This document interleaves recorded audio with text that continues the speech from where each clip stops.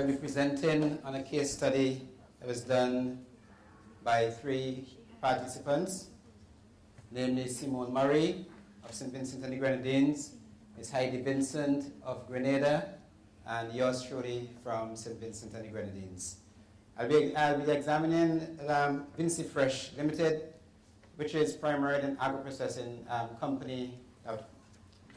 This company was established in St. Vincent and the Grenadines. I want to say this, that the rapid changes in trade liberalization and globalization has really altered the production processes across the world. It has literally redrawn the economic landscape and map of the entire world. What this has done, this has practically exposed the vulnerabilities of small, vulnerable states. And as a consequence, these states now have to become competitive. It's as if that we have been thrown into the entire big, large ocean, so to speak. And at the very outset, I just want to give you a national context of St. Vincent and the Grenadines. St. Vincent and the Grenadines is primarily a monocrop agro-industry. Practically had a colonial-type industry, and it was based upon bananas. And the consequence of the loss of our preferential access to Europe has resulted in rapid declines in terms of our export earnings. For example, in 1991, we had an average income of probably nearly $40 million US. In 2013, we are just under probably $1 million US. This is a real radical shift, an actual collapse of the banana industry. I must say this, that we were warned for about 20 years that there are going to be coming changes in the whole landscape of our the marketplace. But in St. Vincent and the Grenadines, and I guess like most small countries, we're very slow to adapt.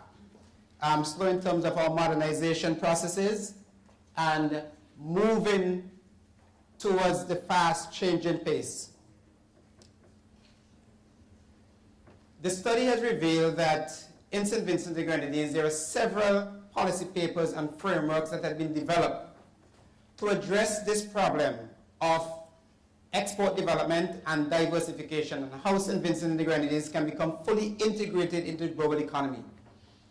And one of the conclusions that I have arrived at is that there seems to be a lack of implementation of these studies in one way or the other, and two, there has been a constant same framework, a strategic framework in these studies. And I normally would say that we need to have a study to study the impact of other studies, because practically a lot of the studies have not really had any impact, right?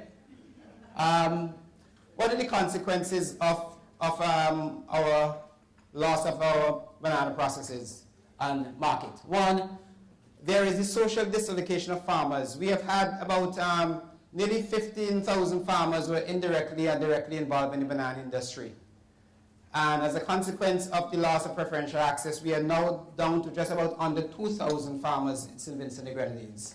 Now, this has implications for poverty reduction, it has implications for food security and unemployment. Now, VincyFresh was established as a joint venture between National Properties, which is a government-owned company, and Wibdeco, now VincyFresh. And it was established primarily to see how best you can integrate those farmers that have been dislocated as a consequence of the loss of bananas. How can we move them from the primary processes and move along the value chain where VincyFresh would act as the output for changing the very uses of bananas, etc. Now, the markets that we have really captured is primarily in CARICOM. VincyFresh is not really so big outside as yet. There are some capacity constraints that the company will have to address, and we will get into that. Now, these are some of the products of VincyFresh, primarily pepper jellies, yogurt, sauces, seasoning, jams, herbs, spices, etc. I must tell you that the market in St. Vincent and the Grenadines, or the industry in St. Vincent and the Grenadines, as it constitutes to agro-processing, is primarily consisted of probably 40 to 50 persons who are part of the informal economy. And it is dominated by women, right? And it's really what we call cottage industries, where they make the pepper sauces and the seasoning and all of the other different products that you can think about, okay? Now this is the value chain of VincyFresh. VincyFresh just participates primarily in the package storage and processing in its own value chain. The marketing, as we noted before, is done under the brand of VincyFresh, which, as you know that VincyFresh was the company primarily with the cure, which went into a strategic alliance with Geese Industries, okay? And they have established this company as a marketing agency for our bananas and for the agro-processing from VincyFresh. Now, what are some of the global market conditions that we have here? Primarily, the vegetable fruit industry is about a $45 billion industry. It is anticipated that by 2015, you will have volumes moving to over 690 million tons, because it's one of the fastest growing industries in the Caribbean. Outside of the cultural creative industry, it is absolutely moving very fast. And one of the problems that we have is how can we, in the Caribbean, practically identify how we can create value and enter and participate into this global value chain. We have seen the advent of the growing power of the supermarkets. Supermarkets now a critical element in the value chain. They have in the value chain, they are what we refer to as part of the governance structure of the value chains. These are the companies that establish the standards by which that they're going to buy. So as a consequence of that, they have established, put their own suppliers, okay? They have identified their own suppliers, so they have placed a very high standard as to which suppliers that they're going to be partnering with. As a consequence of this, small agro-processors or small companies are now systematically marginalized from the industry because they cannot compete because of capacity constraints relative to cost of standard and compliance and the capacity to supply volumes, because most of the agro-processors in St. Vincent and Grenadines cannot match in terms of their capacity to produce.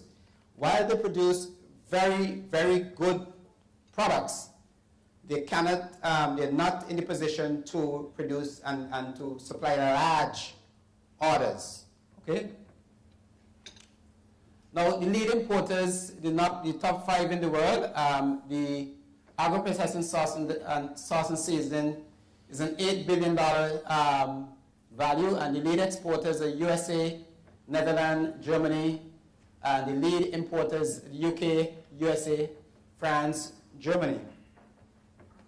We have the jams and jellies, and again, we're seeing the same companies taking the center stage in terms of the exporters and the importers. And the lead firms again, we spoke about the supermarkets, the lead firms again are the Walmarts and the Targets and the Sainsbury's, etc. They dominate the market. What are some of the trends in the agro-processing industry? I think that one of the presenters speak about that there's a growing need for the geocentric foods. That is to say, people want foods that can be identified with a specific location.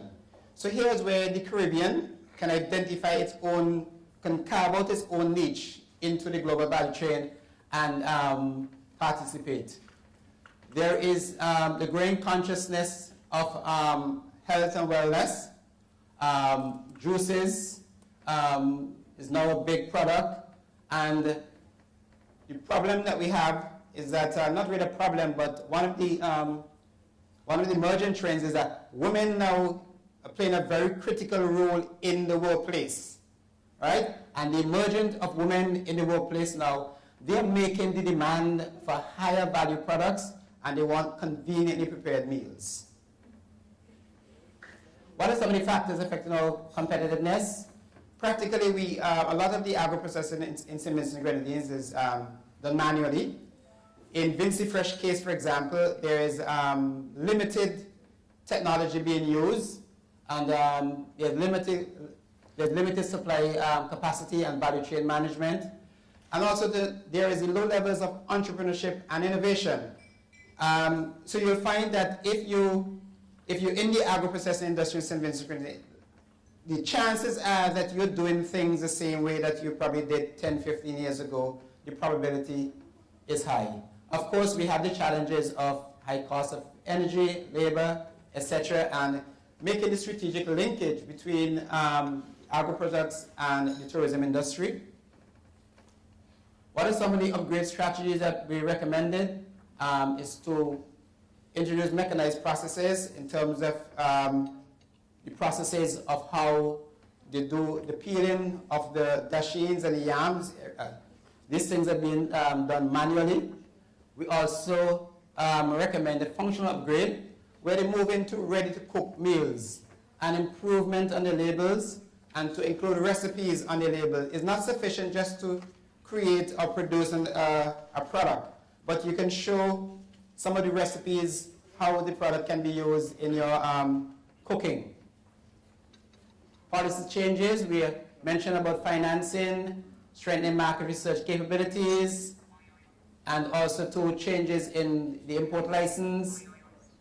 Lessons learned, companies must have a consistent supply of fruits and vegetables, and that there must be a need for a robust business model.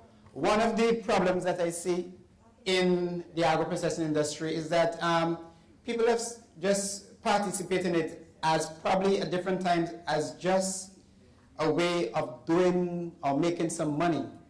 But it needs to go beyond that, where there has to be developed in what I call an entrepreneurial mindset, where people are not just seeing it as just an activity that you do on the side, but you put an entrepreneurial framework in it, and you look to see ways that you can innovate and how you can contribute towards value added. There is a cluster in St. Vincent and Grenadines, but it's relatively limited, and it needs more institutional support and strengthening. Recommendation, there needs to be a collaborative strategy for VincyFresh in terms of moving and working with the cluster, and I think that the cluster strategy will empower the agro-processors in terms of producing economies of scale, but also I think that there's also a need to have a brand recognition. As I said, because of the fact that there is this lack of capacity, we need to have brand recognition, and how we can be fully integrated into the global economy. We can do so through brand licensing and IP rights. I think I'm closed. Thank you very much.